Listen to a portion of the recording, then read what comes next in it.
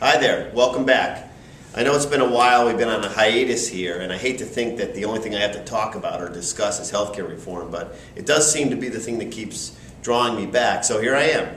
So I wanted to talk a little bit about what's coming down the pike with respect to the healthcare reform law. 2011, there's going to be a lot of activity, and 2012, I think, which is the presidential election, we're going to be back to where this all started. We're going to have this major national debate about the healthcare system in the 2012 presidential election. So a lot's going to occur over the next year or so. So I wanted to comment first on the Virginia ruling, the federal court ruling yesterday that essentially struck down part of the PPACA law with respect to the individual mandate. So a lot has been made of this. There's been a number of challenges in courts. There's been a state attorneys general, 20 states with Florida taking the lead are fighting this in federal court.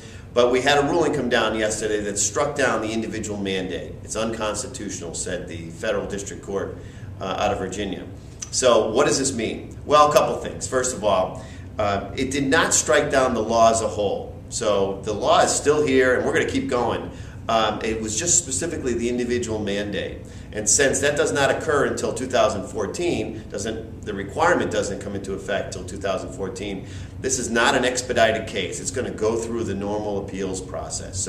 But the reason why this was a big deal, because it was the first decision that came down that struck down part of the law. There have been 3 or 4 suits that have upheld the provisions of the healthcare reform law, specifically the individual mandate. This is the first that struck it down. So where do we go from here? We're going to go to the Fourth Circuit Court of Appeals. That's the next step. They take a 3-judge panel and they hear the case. And the expectation is that it's going to be split 2-1, one way or the other on this, which means it's going to get bounced to the full court of 13 members. It's generally a fairly conservative court. So everybody expects this thing to end up at the Supreme Court. And most people think it's going to be a 5-4 decision one way or the other. So this is going to run out over the next couple of years, end up in the Supreme Court, where by all Supreme Court watchers believe it's going to be Justice Kennedy or maybe Roberts, who's the chief, that would make the deciding votes on this one way or the other. So this is just the first step. It's got it back on the front pages of the paper on the individual mandate, and it's something that I think is going to be a precursor for 2011 and beyond. So a couple more things to keep an eye out.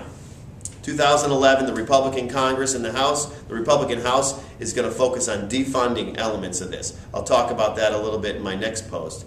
And also, I think it's really important to notice that the momentum around implementing certain parts of this law can be stalled in various ways through the appropriations process. So that's likely to occur as well. So keep an eye out for more exciting developments on healthcare reform. We'll hope you'll come back and tell me what you think about some of this stuff.